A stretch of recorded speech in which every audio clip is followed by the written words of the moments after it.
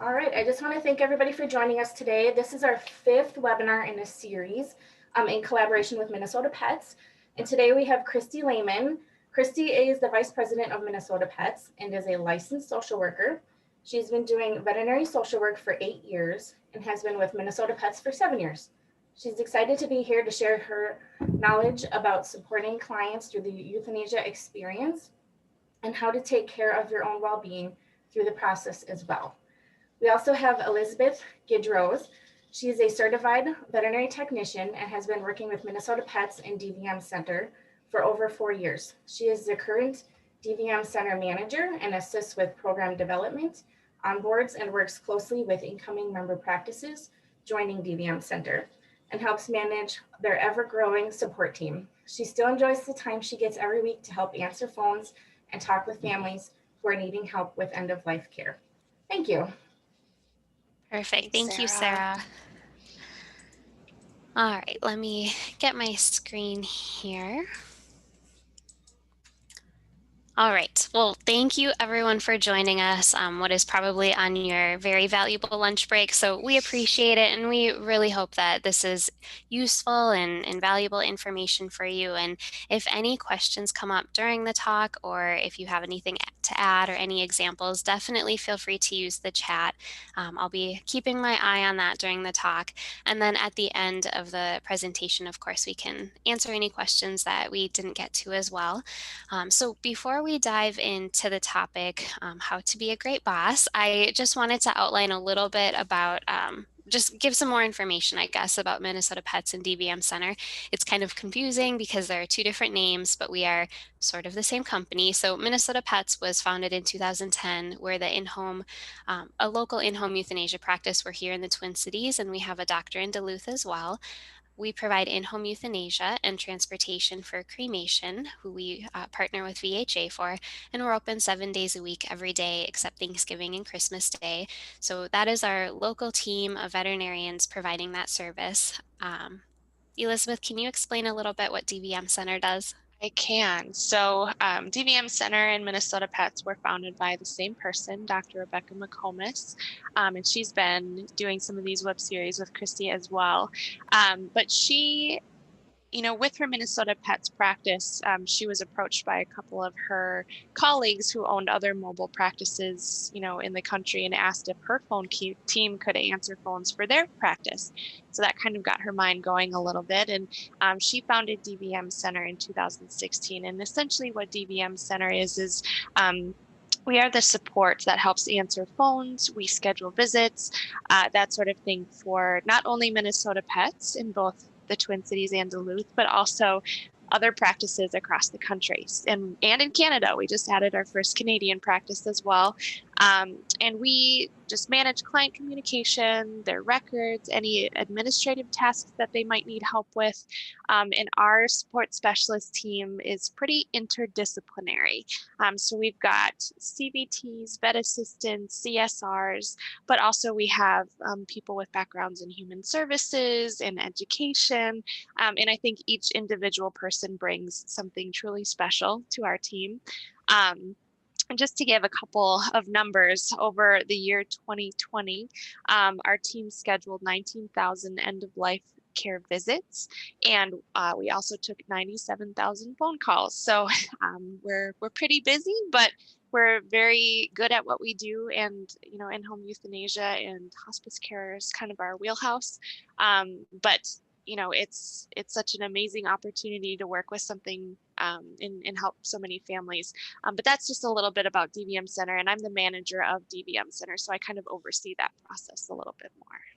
Perfect. Thank you. So today's topic is how to be a great boss, which is an interesting title because, when we think of the word boss, I don't know about anyone in the audience, but when I think of that word, I had always associated it with I don't know, just not positive things all the time. Maybe I hadn't had great bosses. And so I had never thought, I want to become a social worker, work for a veterinary practice because I want to be a boss. That was just never something that I thought of.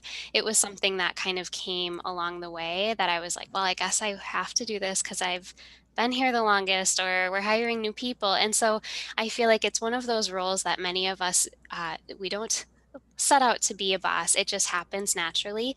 And many of us don't have a lot of preparation or training for it, which we'll talk about in a second. So when I became a boss, I felt very uncomfortable. And even now, having done this talk a couple of times, I still feel strange saying I am a boss, because it is like the connotations, the associations don't always feel as positive and nice as we would want. But part of what I'm hoping we talk about today, and do some like changing of minds maybe, is to change that association a little bit. Whether you're in the audience, and you are someone's manager, you are a boss, or you might find yourself in that role in the near future, or you have a boss, I feel like it's applicable for you too.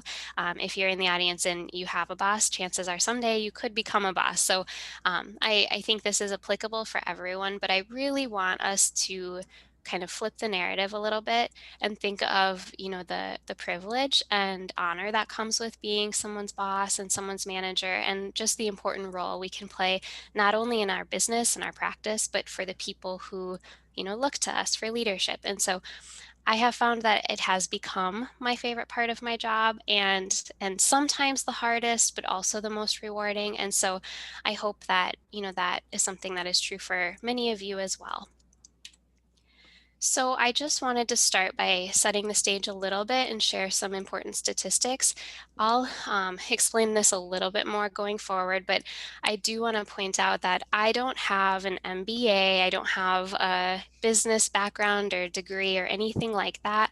My background is in social work. So this talk to me is really interesting because it's kind of a marriage between social work concepts and business concepts. Some of this I have training from graduate school and that sort of background, but a lot of it we have figured out along the way through some kind of explosive growth that we didn't see coming or had trouble keeping up with, just a ton of growing pains. And we were really intentional about seeking out resources and trainings and development in this area. And so we have had the benefit of being able to do that, and we just wanted to share some of that with you and your practices too, because I know that sometimes there is just not time to go through training for leadership teams. So we want to distill some of the things that we have found most helpful and share it with you. So a couple things about employee engagement. A recent study showed that 39% of employees just didn't know what their company's goals or objectives were, which I thought was disheartening, but also believable. I think that resonated. 47% are unaware of their company's performance, just financially, how things are going, if things are going well, if they're being successful. And 44% don't understand the role that they play in reaching their company's goals and objectives. This may be different, of course, on veterinary teams. Our roles might be more defined, or it could be a little tougher even, depending on the transparency of the leadership of the business. So you might be thinking of these things slightly differently for your practice. 35% of respondents in another study said that their boss is their biggest source of stress at work, which to me, that statistic is one of the reasons why, if someone would have asked me 10 years ago if someday I wanted to be a boss, I would have said no. Why would I want to do that to anyone? Why would I want to take that on?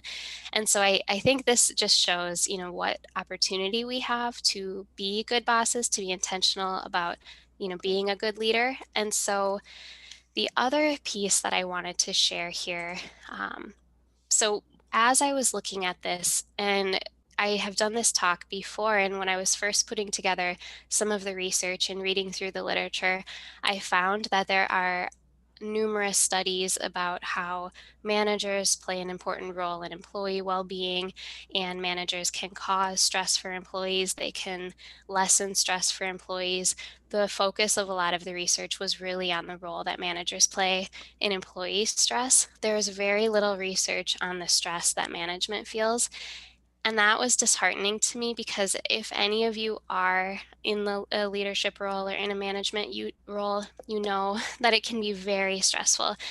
Elizabeth and I, for example, have had a stressful couple of weeks with people being busy and out sick and that sort of thing. When you're in a leadership role, you're making decisions, you are responsible for people. There are just so many stressors involved, yet so little research on how we can help managers cope with that and, take care of themselves and that sort of thing. And that is where, luckily, some social work can come into it. So I'm hoping to share some of that with you today. But in some recent surveys and studies, we found that 58% of managers reported that they received no management training, which would be true for Elizabeth and I too, and probably many of you in the audience. 88% of leaders report that work is their primary source of stress in their lives, which Elizabeth and I probably would also have noticed and agreed with, and probably many of you too. Managers have reported a lack of resources and time as the most stressful demands on their role. And then managers have also, sorry, I'm just moving my screens around here. Managers also experience the additional kind of two-way pull. So they have their employees that they kind of look after or answer to at times. And then of course they have their manager, the owner of the business or practice. So that is a unique sort of middle position that a lot of employees and a lot of owners don't find themselves in. That's really unique to management.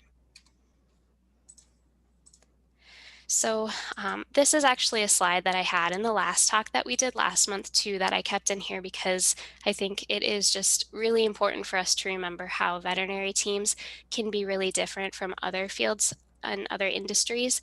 So veterinary teams are often small. Other than some really large clinics in our community, most clinics are small. They have a handful of employees. Everyone wears a lot of hats.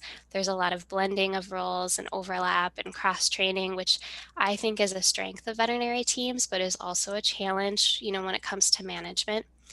There's also a non-traditional structure. So for example, at Minnesota Pets, we have, veterinarians reporting to non-veterinarians, or CVTs who don't report to veterinarians or the owners of the practice. So I think at a lot of clinics, there is no specific management advancement or hierarchy like there are in some companies. There can also be a lot of turnover. There's a lot of reasons for this that would probably be a whole talk of itself or of its own. But the studies do show that veterinary teams have higher turnover rates than other industries. It's a stressful field. It can be a lower paying field. There's a lot of reasons why that might be the case, but that is an incredible stressor for management teams and just in veterinary teams in general. And there is a high risk of burnout, which a lot of us know, and we've talked a little bit about that in past months, and we'll probably talk about it coming up in future talks too. But there are higher risks. One study showed that veterinary technicians experienced higher risks of burnout than people in human medicine, people who would be their counterparts, administrative staff and nurses. So those are all unique challenges for veterinary clinics, and then therefore management in veterinary clinics. So the focus for today, the things that we're going to focus the most on would be strategies for managing stress as a boss. This is something that isn't talked about very often, and I know, as a manager, I have struggled to find resources on this, and so I wanted to share some of the things that I have learned from, my social work background and counseling background and share that with you. We're also going to talk about concrete tools to help manage employee engagement, which we talked a little bit about those statistics at the beginning, so we'll circle back to that.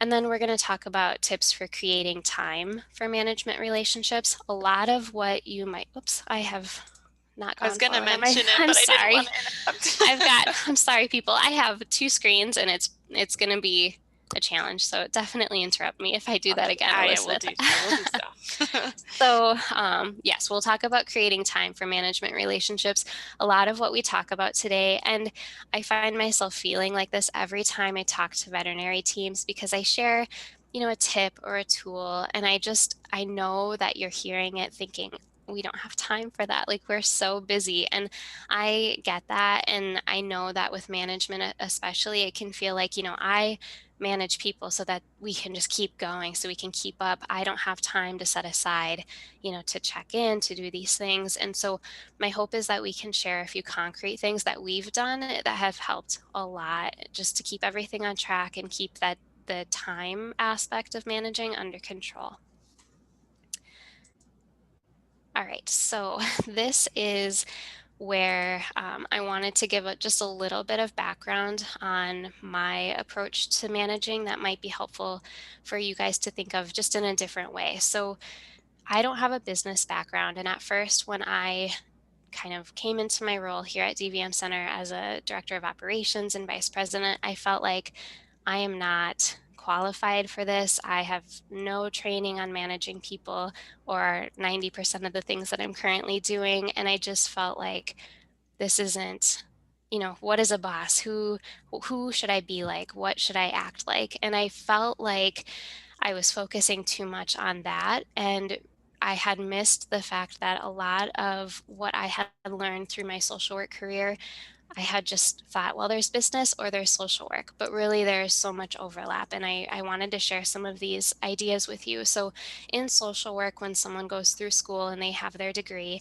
they have to undergo a couple of years of supervision. So that means that they work independently, but they meet very closely with a supervisor, and their supervisor is a licensed social worker. So it's a period of time. It's something that they go through and complete and document and send into the state. And we learn how to provide that supervision. So, for example, I've had some social work interns that I've had this sort of relationship with. And so it's not a management relationship, it's more of a teaching relationship. And we are trained on that. And we do have to get continuing education for that and stay up to date and everything. I wish that all managers had that sort of training and continuing ed, but I'll share some of what we've learned in social work with you guys today. So, this sort of supervision philosophy is focused more on three components: administrative support, educational support, and like emotional support. So, how are you feeling in your work? How are you coping? What is stressing you out? Those sort of things.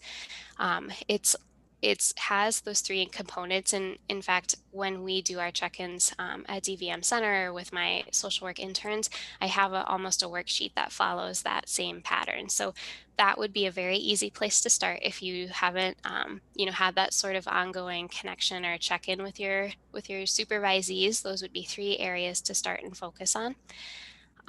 It also has a focus on reflective supervision, which is more about listening, asking open-ended questions, guiding, engaging curiosity. So rather than telling someone how to do something or what to do, it's this idea of like, well, this needs to be done. How do you think we should get there? What would you do here? That is a little daunting because it can feel like, well, that takes way more time than just telling someone how to do something.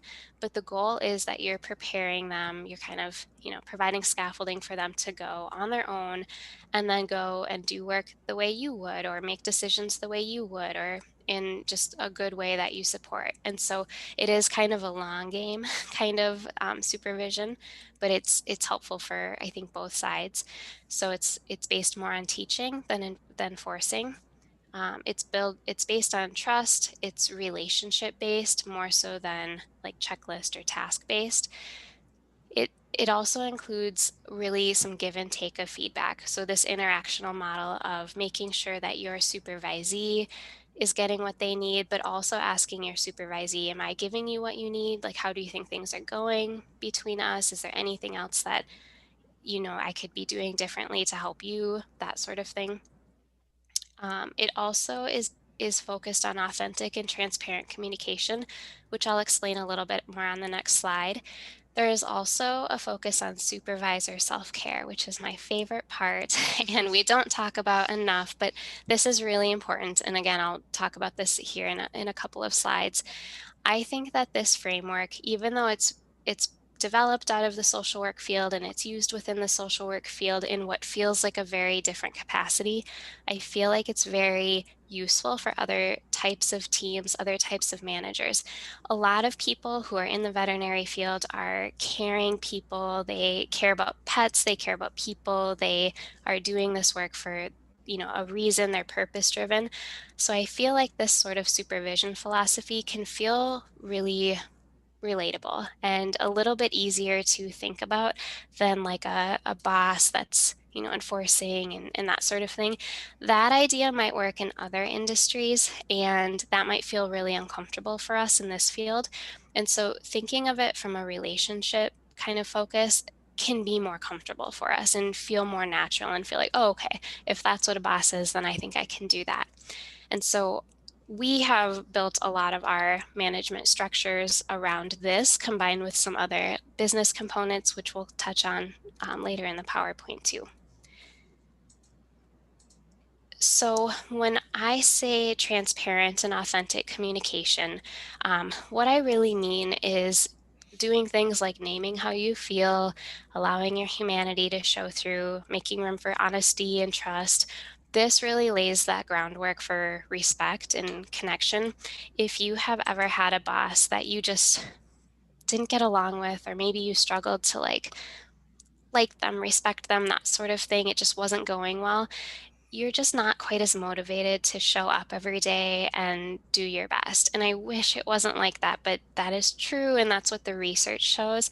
And so having a relationship with your manager where, you respect them, you are still held to a high standard and held accountable, but you respect them, you don't want to disappoint them, you get along with them, you trust them, that makes for a much more long-term type of relationship, higher performance, more loyalty to the manager and the company. So some of the examples, I just wanted to include a few phrases just to illustrate what this sort of communication style would be. So for example, if you have an employee who's just consistently a little bit late, and it's the kind of lateness where you let it go a couple of times, but you're just noticing it, there is the option of just saying you cannot be 2 minutes late every day, and that's okay. You expect that of them, and that is fair. Another way that you could communicate that is to say, I know it seems like it's not a big deal, but I worry that it's noticeable by everyone on the team. It sends the wrong message. I know you care about your work, so I don't want that to be the message sent to your coworkers. I want to just talk with you about, why this is happening, if there's something that I can do to help. So the goal is not just telling them what you expect of them, or telling them what the rules are, what they have to do, but really explaining why is this an issue. And that kind of solves the problem on a deeper level. And it also opens the door for them to say, well, I struggle because of this or that. And sometimes people have valid reasons for struggling at work. If they get their kid on the bus and then immediately have to Zoom to work, and there's even just a slight bit of traffic, they're going to keep being a little late. But if you realize that and say, well, let's start you half an hour later then, so it doesn't seem like you're running late every day and you have time to get your kid on the bus, you're solving the problem with them. And so that's just an example of how just changing that approach and that communication can help a little bit. The next example says, I have to admit, it really let me down when you did XYZ or didn't do XYZ. And it surprised me when that happened. Can you tell me a little bit about, what happened, why that went wrong? And to just admit, I felt let down. If you're a manager, you know that when something does go wrong, you can feel let down, you can feel disappointed. And to just name that and to say how you feel, it lets your humanity show through. It, kind of brings the conversation so that they can understand how it impacts you, how it impacts other people on the team. You can also, the next one says, I know I'm expecting a lot from you right now, but I wouldn't if I didn't think you were capable. Is there anything that you need from me so that we can get through this the best we can? There are just times when you are asking a lot of your employees. Elizabeth and I have had weeks like that recently where it's been very, very busy and difficult to catch up. And 1 or 2 absences, it's just things start to feel really overwhelming. And so there are times where you have to say, of course, I need you to do this. I need you to go above and beyond right now. And if you have that foundation already, it's a little bit easier to expect that of them and to communicate that. But to just kind of say, is there anything that I can do? We're in this together. I can help you if you need something. And then the last one is just something that I think is really a good thing to ask often. Just asking your supervisee, how do you think things are going between us? How do you think our check-ins are going? How do you think our relationship is? Is there anything else that you need from me? I think that's really important to ask. So I want to talk just a little bit about managing stress as a leader, because I think a stressed out leader struggles to be a good leader. And we have all been stressed out leaders and probably currently are, like, in this moment as we listen to this talk. It's been an incredibly stressful year, just in the world, in our lives, and in veterinary medicine, dealing with COVID and all of the changes and safety concerns. And so many of us probably feel like we are at our limit for stress. And so that is very understandable and totally expected, and just very normal. And we are all feeling it. One of the demands when we are a manager or when we're in leadership is that we don't get to not show up for our people. We can have people on our team who struggle, or they need days off, or they just can't make it happen. And we as management fill those gaps. We, do this or that. We solve those problems. We don't have that luxury all the time. We have to show up for our people in order to keep, the train chugging along. And so we have a higher need. We have a more of a demand on ourselves to manage our stress. That is, I think, one of the difficult parts of being a manager. We don't get to break down as often, and sometimes we really feel like we need to. And so I wanted to have a few minutes to just go through some ideas, just also validating that this is hard work to be a manager, and it's really important to make this time for yourself. Every person should take care of themselves, but I would argue that, leaders really have to take care of themselves. It's the whole idea of you are having to put your own oxygen mask on before you can put someone else's on. I think this is really true when you're in a position of leadership in your company or on your team. So I think it's first really important to acknowledge that you are leading your team through a crisis. COVID-19 is a crisis. It may be one of the hardest things any of us do in our professional lives. And hopefully we are trending in a safer, kind of better path forward. And maybe we've gotten through the worst of it. I would like to think we definitely got through the worst of it, but who knows? I guess we've learned that we just don't know. But none of us were really prepared for this. I don't think any of us had any formal training or even informal training on how to get through a crisis, let alone lead a team through a crisis, a veterinary team or any sort of team. So we are doing our best and we're learning with each day. And that's really, at the end of the day, like, an important thing to remember, that we all have bad days and we all say things or do things that we look back and we're like, I shouldn't have done that, or I, was in the heat of the moment, or I overreacted, which I'll talk about on the next slide, but it's very normal. And so I think everyone should cut themselves some slack and show yourself some compassion during this time.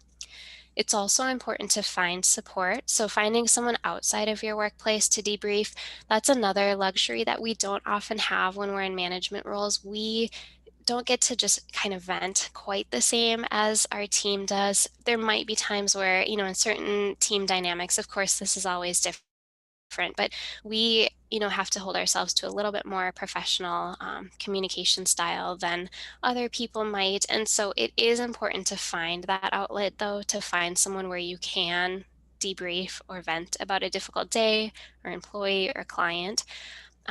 It's also very worth considering finding professional support. You might have an employee assistance program through your health insurance at your clinic, finding a counselor. There are some really wonderful virtual counseling services that are affordable and very accessible. So if there has ever been a time to consider something like that, this year would be a very, very good time to think about it. A lot has happened. And also finding online support, Facebook groups, online forums for practice managers or team managers. Those can be really helpful sources of information too. This is also the time to employ your self-care skills, and hopefully you have some in your toolbox. And if not, this is a good time to practice some things out and see what works for you. It's important to take time off. And I wrote mindfully and strategically because I also realize that is when we take time off as managers, sometimes we have to much more carefully pinpoint the time so that we're still here to do payroll. I have a vacation coming up where I'm leaving right after payroll and arriving right before the next payroll. And so I know it takes a little bit more planning, but it is very, very, very important to be able to take that time, even if it's just a long weekend or an afternoon off, to just kind of settle. Notice when you're nearing your boiling point, just kind of being self-aware and noticing the physical aspects of stress, taking care of your physical self, eating healthy, exercising, doing all those things that we usually don't feel like doing when we really need to. That's really important. And then revisiting hobbies. A lot of our typical coping, like traveling, going out to eat, meeting with friends, seeing family, that's been off the table for a while now, and that's been really difficult. So thinking of some new hobbies and even just intentionally thinking about how you're spending your time outside of work. I have a bad habit of when I'm stressed, just crashing on the couch for the entire evening and watching TV, and it feels good at the time, but then I don't get anything done, and it's like a cycle. And so trying to figure out ways that you can spend your time on things that feel good to you and keep your mind engaged in things are important. And then lastly, I think it's really important to connect to your purpose or reconnect to your purpose. Just taking time to remember why you do what you do, celebrating your team is really important. That just creates a cycle of positivity that is really important in veterinary teams right now. I would also encourage cultivating this type of self-reflection on a team level. So having discussions about what you like most or sharing wins and celebrations is really important. And then reframing by remembering times that you overcame difficult things, because we all have, and it maybe wasn't as difficult than a year of COVID. Maybe it was even more difficult than that, but we all have it in us. Sometimes it just takes some remembering to know that we can do this. We've done this before. We've gotten through the worst of it. We're on our way to better days, hopefully. So the other thing, let's see here.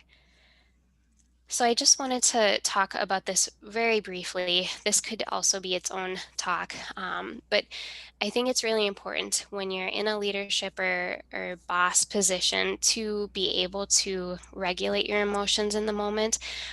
This is something that comes easier for some people and not easier for other people. If you're a person that tends to like just get really flustered in the moment when you're stressed out, I happen to often be that kind of person. I just, sometimes have a very strong like butterfly effect in my stomach if something happens, and it's just like the blood drains from my face, and I'm sure everyone on my team can see it. But this is something that definitely takes some practice, just cooling down in the moment. If I look back at any moments as a boss that I regret, things that I said that I wish I wouldn't have said, decisions I made that turned out to not be very good decisions, 90% of those were because in the moment I wasn't cooled down and I made a quick decision or said something quickly that later I realized probably wasn't the best. And so this is a really important thing to practice outside of those moments so that when those moments come up, you feel a little bit more prepared.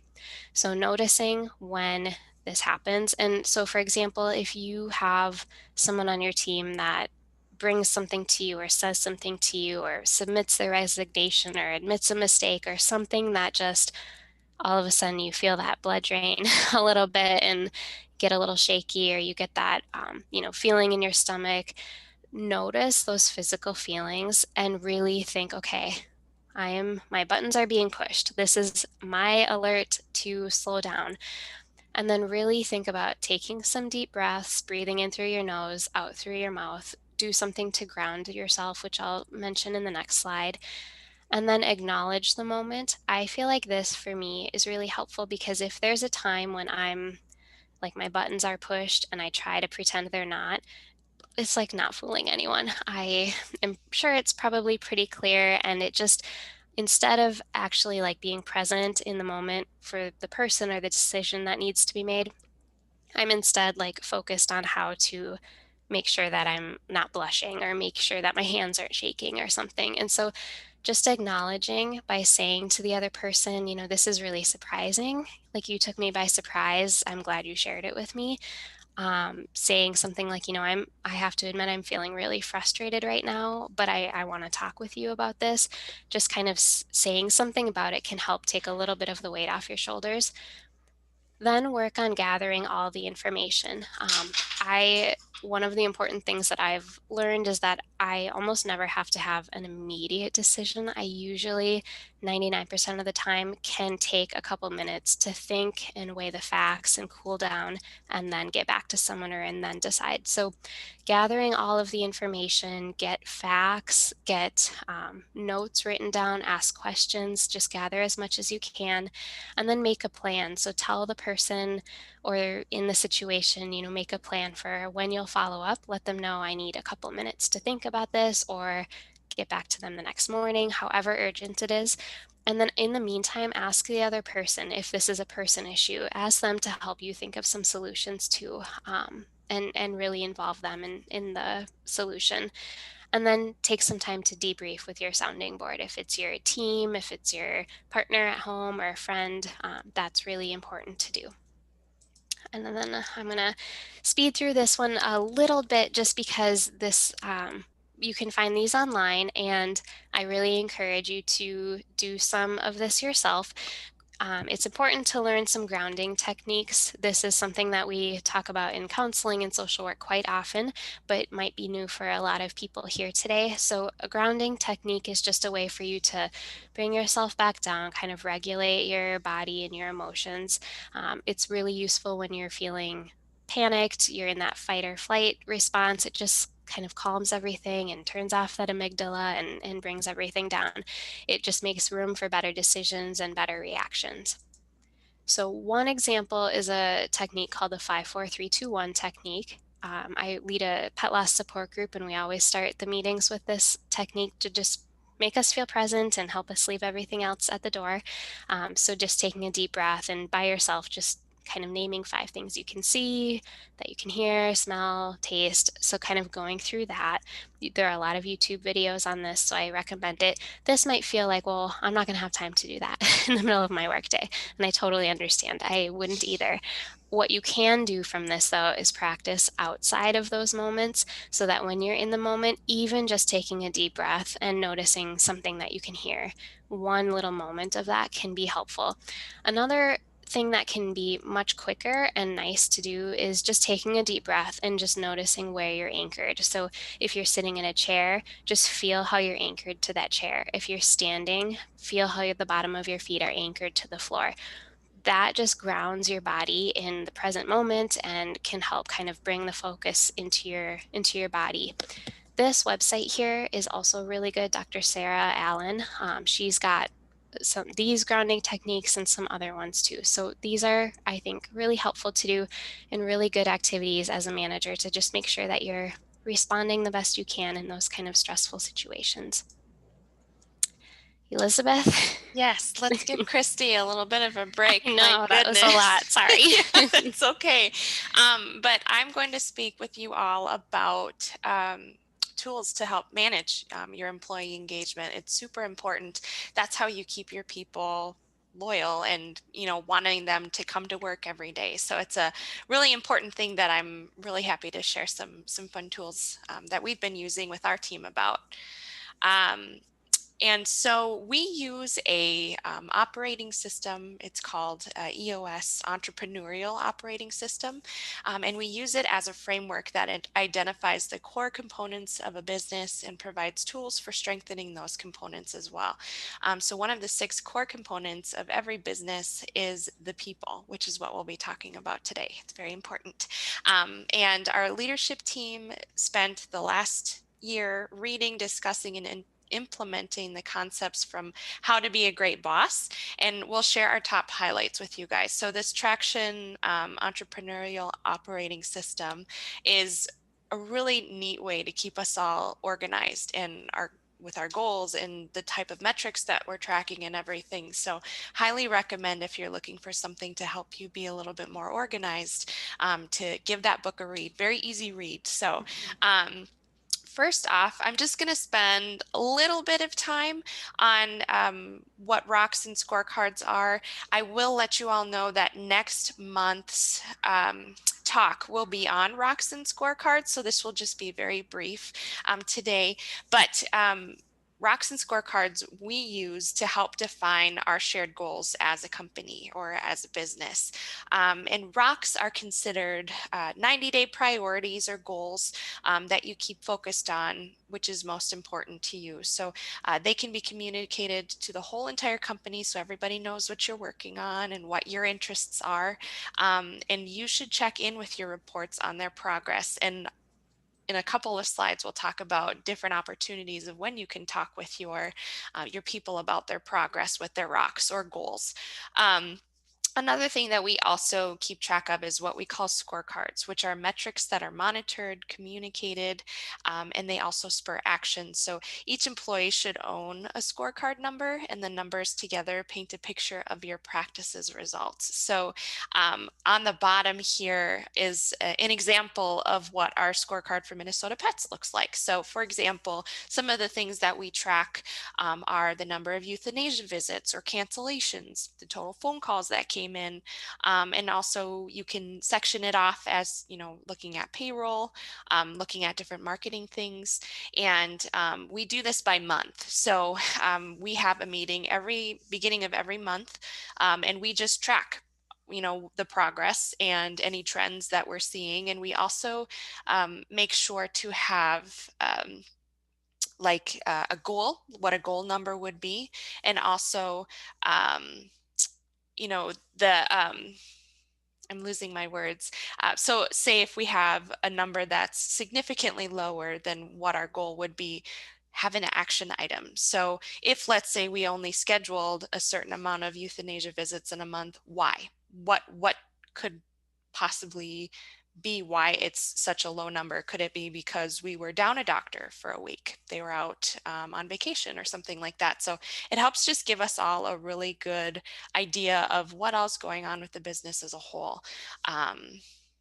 Yeah, so again, we'll talk more about that next month. So join us next month with Dr. Rebecca for that.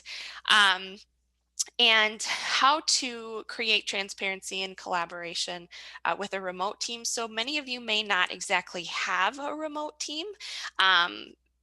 We are a little bit different just because we help with mobile practices, but these are good tools to use even if you're just remote. Could be meaning you in your office in the back of the in the back of the hospital or wherever it is you're working. But we've used a few different things to help keep us organized and to help our team know exactly what else going on with management and with leadership. I think that transparency is super important. And I can just quick go through these. The first one that we use is called Asana. And I am a big user of Asana. Actually, I'm using it quite a bit nowadays when we're helping onboard new practices, but it helps us keep organized. It's checklists, it's tasks telling us what to do for any projects or company-wide changes or just tasks across multiple people that people need to keep track of. We also use Trello, and Trello is a good tool for candidate tracking. So when we're in hiring mode, which we happen to be at right now anyways, and so when we're hiring, it helps us keep track of what point of hiring or what point of interview that they're in. We have a pretty extensive interview process. So each candidate has their own card. We put in their resume, we put in their cover letter, any communications that we have with them, just so that our entire management team can know what exactly, you know, the conversations that we've had with this candidate, what, you know, kind of schedule they're looking for. So again, it's transparent for our management team, so we can all be on the same page. We are also a huge user of Slack, and I do know that a number of regular clinics or emergency clinics do use Slack inside their hospital. And what it is, it's like an instant messaging tool that organizes communication by topics.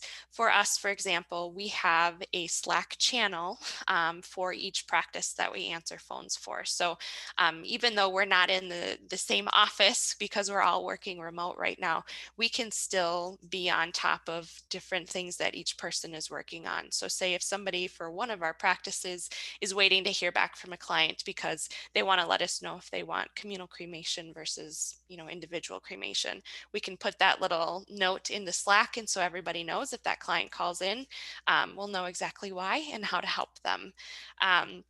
We also have started using this 90.io program, which is directly linked with the Traction EOS.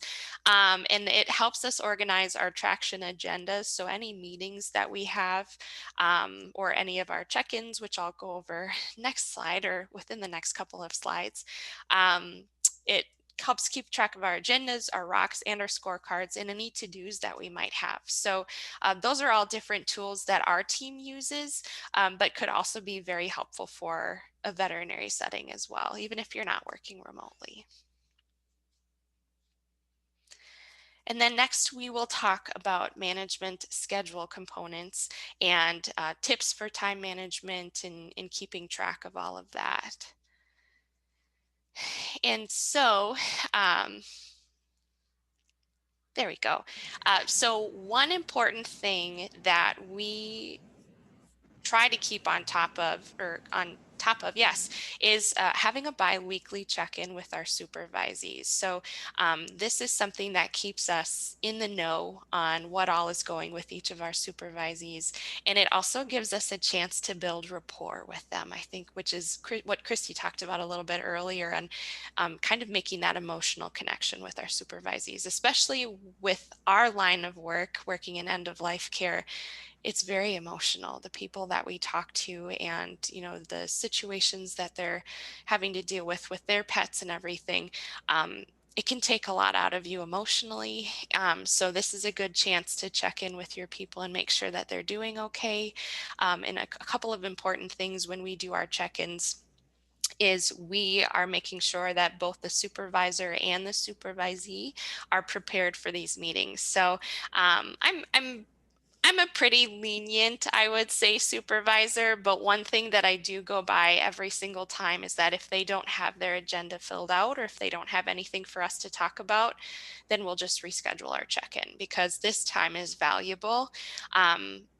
From the numbers that I shared a little bit earlier, we're pretty busy. And so any time that we take away from answering phone calls and having meetings, we need to make sure that it's going to be as efficient and effective as possible. We also want to use this time to focus on their individual rocks and the progress that they're making. Any scorecard actions. So let's say if one of their scorecard numbers doesn't meet the goal, what should we do to help make it meet that goal next month, or what kind of things can we do to help that number along? And also talking about any additional employee or company needs. We try to keep this as efficient as possible again. So we have created an agenda template, which is what you see pictured on the slide. And this is what we have them fill out prior to each check-in. So examples of the prompts that we use in our template is questions that your supervisee has. Is it supportive, educational, administrative? So if they're struggling in a particular place in their role, let's say they're struggling with how to do dental x-rays, this is a good time to talk about, training or getting additional training set up so that they are successful and that they can grow in their individual role. We can also talk about particular cases or projects, a difficult client conversation that they had, or any tricky decisions that they had to make on the fly, or something that they may have done wrong and they're not quite sure why it was wrong. This is a good time to talk about that because I think we all know, being in the veterinary field, that if something happens and we don't think about it until 2-3 weeks later, it's not going to be as effective trying to make sure that we correct whatever it is that they did wrong. So having these regular check-ins will help cut down on that. And next, I want to briefly mention is a 90-day review, which I think is very common in most companies and most businesses for a new hire. So one important thing, which is something that I've learned firsthand, is that when you do hire on a new technician or a new assistant or even a new AV or doctor, is to make sure to get that review on your schedule. I will admit that I have not done that before, and I completely forgot about the 90-day review. And so it's super important for your new hire to just make that connection after they've had some time to learn their role. So that's one big thing that I definitely want to make sure everybody knows, is that just to get that on the schedule as soon as you hire them, so you don't have to worry about forgetting it. But also when you're bringing them on, it's good to let them know about their 90-day review so they have something to work towards. Let them know what you go through during your 90-day review. If it's, say you want them to get entirely trained in on, a surgery procedure or anesthesia or x-rays or something like that, make sure that those goals are known so they have something to work towards when they do meet with you at your 90 or at their 90-day review. And also during that onboarding process, it's good to clearly communicate what you hope to see in those 90 days. So for example, at your 90-day review, I'd love for you to be fully trained on dental x-rays and begin to create a plan for whatever project. I have done a little bit of more research with hiring millennials. They are a big part of our workforce. I think if I remember correctly, they're almost like 75% of our workforce, or will be within the next few years. And one really cool thing that I learned, myself being a millennial as well, I think this is very true, is that we like having purpose. We like having a project to work towards, something that makes our jobs really meaningful, or helping just the practice being a little bit more successful in some way or another. And so that's definitely something that we can talk about when hiring for that 90-day review so that they can be prepared. And so to touch a little bit on the quarterly conversations, and actually this ties into a question that came up in the chat. Someone asked, like, do we do these check-ins with everyone on the team? What if you have a huge team? And it looks like, Steph, you have like 60 people. I don't know. I don't know if I have a good answer. That's a very, very large team. On our team, we have each of our managers as of right now has about eight people each that report to them. And we try to keep it somewhere around there, and we will kind of train in new managers as our team grows. I would say the biweekly check-ins are good. And with everything that we're sharing today, from the How to Be a Great Boss framework and everything, your mileage may vary. Every practice structure is different, and what you have to work with might be different. So there's always the, like, what happens in a perfect world and then what happens in reality. And so totally that may not be manageable for some practices. I would say the biweekly check-ins are really useful, good kind of bonus thing, especially with new employees. But I would say the quarterly conversations, if anything, I would try to make time for these. This is what we do with our doctor team, for example. Their work is just a little bit more stable than the support specialist on our team, so they don't have quite as much to talk about. If we did biweekly check-ins with them, I don't think they would have much to share. So we meet quarterly one-on-one, and these are a little bit longer and a little bit more in depth, and they're not designed to be performance reviews. Of course, if there are concerns on either side, manager or managee, that can come up here, but the goal is really to just make sure you are checking in and knowing what's working for that person, what's not working, how they're feeling about their work, how they're feeling about their tasks and schedule, what you as their manager can do, just any changes that they would like to have to their position, or just, a chance to get to know each other a little bit. I think this is really important. This is where a lot of the ideas that we've implemented just across our company, changes to services and big things, have come from these quarterly conversations. So this is really important. And the goal is to identify anything that's not working well so that you don't have to bring it up at the annual review, which is like much more serious. And so this is something where if you have a really big team, maybe you don't do the biweekly check-ins. Maybe they're just as needed, or for people in their first 90 days. But the quarterly conversation I would try to do for sure. And then with the annual review, so if you follow the communication structure, like we've talked about, 90-day review, biweekly check-ins, quarterly conversations, really anything that comes up at the annual review should not be a surprise, other than just maybe pleasant surprises here and there with promotions or raises. But you really don't want your employees to wait all year to hear how they're doing. It just doesn't do the company much good. There's not as much time for them to course correct. So just like with every other meeting, just make sure they would come prepared. We do the same thing. We send them our list of things we're going to talk about ahead of time. They fill out theirs, we fill out ours. If you follow Traction, there's much more information on how to do these annual reviews and a formula and a sheet that you can fill out. But just for the purposes of this, I think the takeaway would really be to keep annual reviews full of good information, nothing that is surprising to them, and then kind of high level and looking forward. Oh, am I next? Yes. I was looking at the chat, sorry. And someone asked if Asana is similar to OneNote, and I haven't used OneNote. I don't know if you have, Elizabeth, either, but haven't, no. If anyone in the chat knows if they've used both Asana and OneNote, someone is wondering that. And Michelle, I'm sorry, I don't know the answer.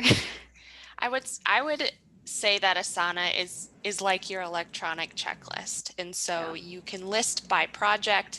So for example, when I'm onboarding a new practice, there are several things that go into that, getting their phone number set up or getting their Gmail set up, that sort of thing. And then just adding subtasks and just checking it off each time.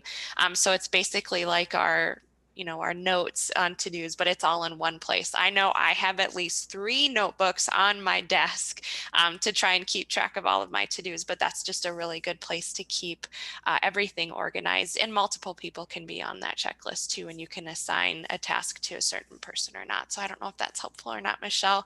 But next I do want to talk about probably our least favorite, our least favorite meeting to have with a person, and that would be an exit interview. And I know they're not the most comfortable, but there are so much valuable things that we can learn by just doing a very brief exit interview with somebody who's chosen to leave the team, just to learn if there are other things that we can improve, or if it was because of something that, just didn't work with their schedule or something like that. It could give us an opportunity to see if we can work, a different way to make sure that we could keep them. So it's just a really good opportunity to meet with them before they leave.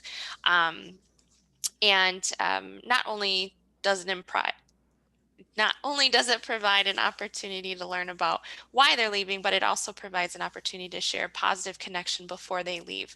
None of us ever want to burn bridges. And I think it hurts as being a manager. And when things don't go, the best, it's a good way to kind of make that connection and hopefully make it a positive one before they leave. And just a couple of examples of things that you can explore through during an exit interview is, what was the best part of their job? What was the most challenging part of their job? What could I, as a manager, have done differently? So that's definitely something that I've learned through the exit interviews that I've done in the past. Being a baby manager, it definitely has resonated with me and how I can grow and be a better manager for my people. And also, how do you feel about the training process or scheduling or compensation? It's a good idea to just get their thoughts about that too, and in hopes, if you are looking to hire them to help cover this job, maybe you can just improve on that a little bit and see if you can just make yourself a little bit more set apart from different practices. So it's a really valuable meeting to have. And again, I know it's not the most comfortable, but a good opportunity to leave on a good note. And then next we want to just touch on approaching difficult personnel decisions. Also, not one of our more fun meetings that we have with somebody, but and this is a tough slide because this could be its own like full hour. This is a really big one, and it could. Maybe it will be its own full hour in the future. It could. It definitely could. Something that I think many of us, even in the audience here, can talk about too. And that's when you have somebody that is just not making the cut, or there's something that's off, and you want to see.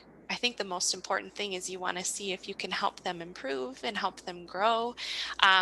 And one thing that I think it's a two-way street is that having these regular check-ins, quarterly check-ins, it gives us the opportunity to know if there's something that's bugging your person or if there's something that they're really struggling with. I've said this several times before, is that we can't read their minds. We don't know exactly how they're feeling unless they feel comfortable enough to talk with us about it.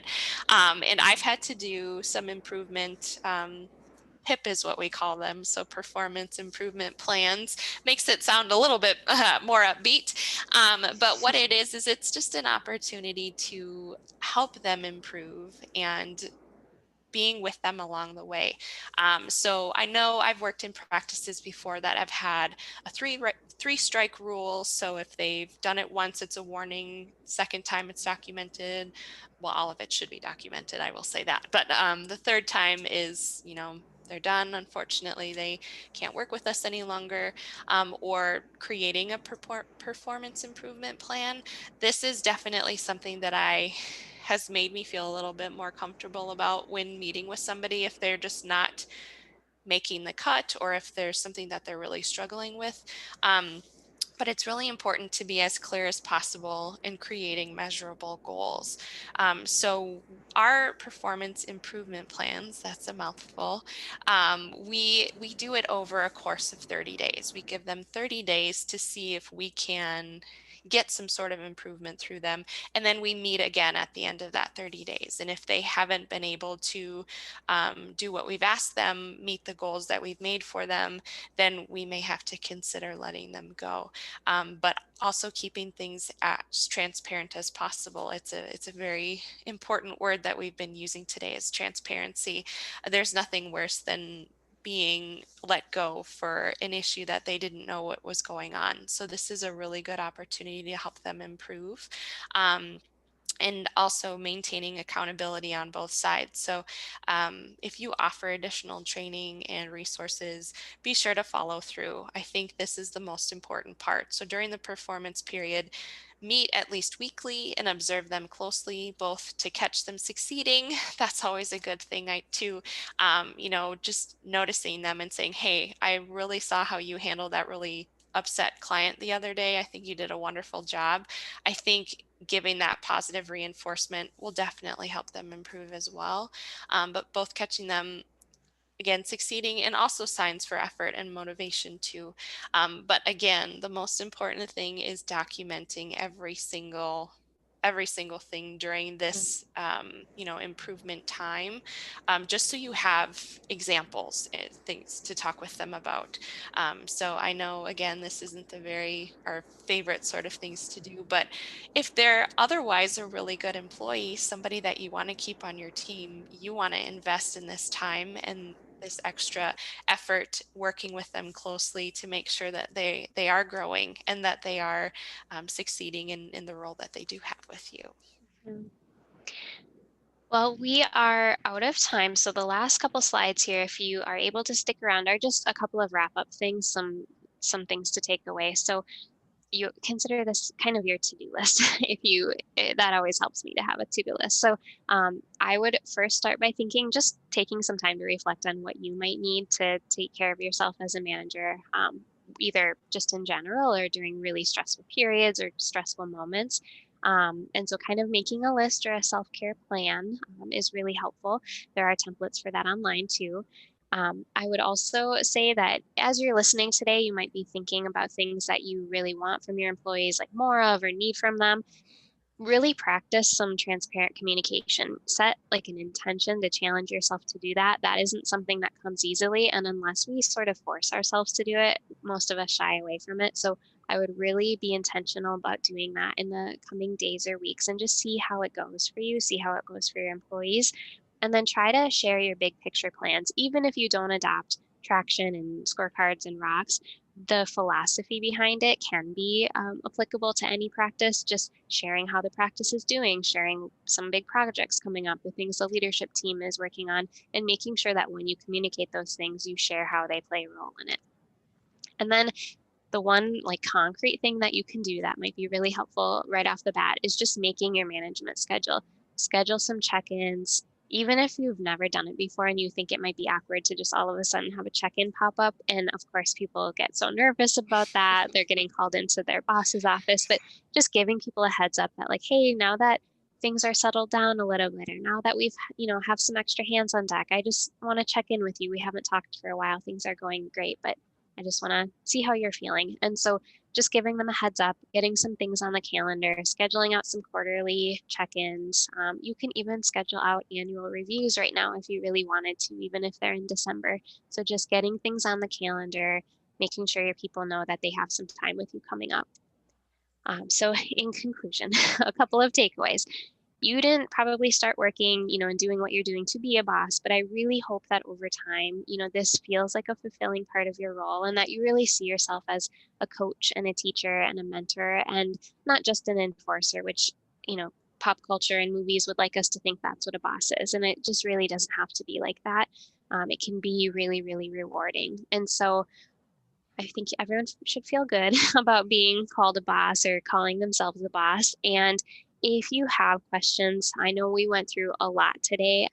It's hard to squeeze things into an hour, and we're so bad with like figuring out what to leave out because it all seems important. But if anyone has questions, let us know. Sarah said that the resources page on VHA will have a copy of the PowerPoint, so you'll be able to access that. Has our references for more information. And then definitely feel free to reach out if you have any questions that came up that we didn't get to. And I see one in the chat here. So someone is asking that they do check-ins with new hires. Let's see here. And they kind of, the new hires seem to not want to keep up with the check-ins. If you have time, I would just require it. I think that a lot of times they might feel like they're taking up too much time or they want to be independent. But even if it's just a 10-minute meeting every 2 weeks to tell them what a good job they're doing, I think that's super valuable. Yeah, and definitely something that we do too is when we do have a new hire, we tend to meet with them a little bit more often.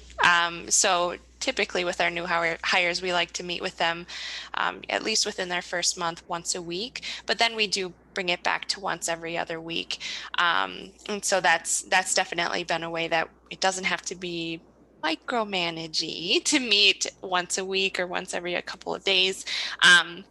But it does give that opportunity still to keep in touch with them and make sure that their training process is going okay. So yeah, definitely. I think, making it mandatory is the best way to go about doing that. And Sarah, do we have a second to answer one more question from the chat? I don't know if we, okay. So Molly's asking, like, what do you do if you have an employee who has a performance issue, but they're dealing with anxiety or family issues? So how do you balance being compassionate and discussing concerns? This has come up so much on our team in the last year. And actually, we have a networking group with practices around the country. And I was just in a meeting with one of them that had a very significant event around this. And I think the reality is if you have a good foundation of trust and respect and support, and your people know that you truly want, best for them and you're there for them, that helps make things like this a little bit easier from the beginning. But just explaining, we're here for you. We can be flexible. Here's what we, at the end of the day, need from you, and just list out those things that can't be flexible. Like for us, for example, we might say we need you to cover, these days because these are the days we really need staff. Mhm. And then the rest of it we can work around. Like this day, we could, if you need that day off, or if you need some support, or if we need to lighten your load a little bit. So kind of ahead of time, do some preparing and deciding what we really need from this person right now and what we might have a little bit of temporary wiggle room on, and communicate that to them. And then make it clear, like if that is too much for you, committing to 30 hours a week, if that's too much, maybe we should talk about a break or a leave of absence or using some PTO. And so really giving them a lot of options, and then remembering that it's up to them to decide, what they need and if they can meet expectations. That's typically how we approach it, with lots of communication along the way. So, And I can attest to that. Like I've definitely used that with my supervisees, but also I feel like Christy has used that with myself, in the past too, just being a little bit more compassionate and just talking through like what kind of things that she needs from me.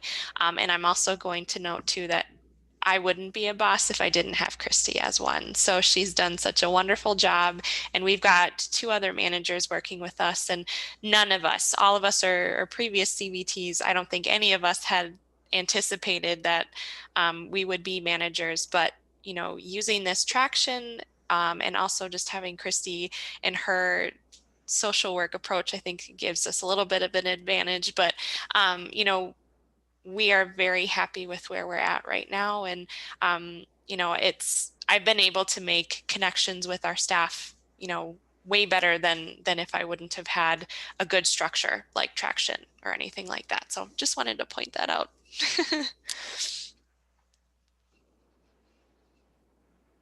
All right, if you have any questions, go ahead and type them in. In the meantime, I just want to thank Christy and Elizabeth for speaking today and taking the time to join us. And I want to invite everybody to go ahead and register for the March 25th webinar. And that one is 3 simple tools for improving team management. I will send a link out in the email with the CE certificates. So you'll have a copy of that, and you can go ahead and register for our next one. Thanks for coming, everybody. Yeah, thank you. Thank you.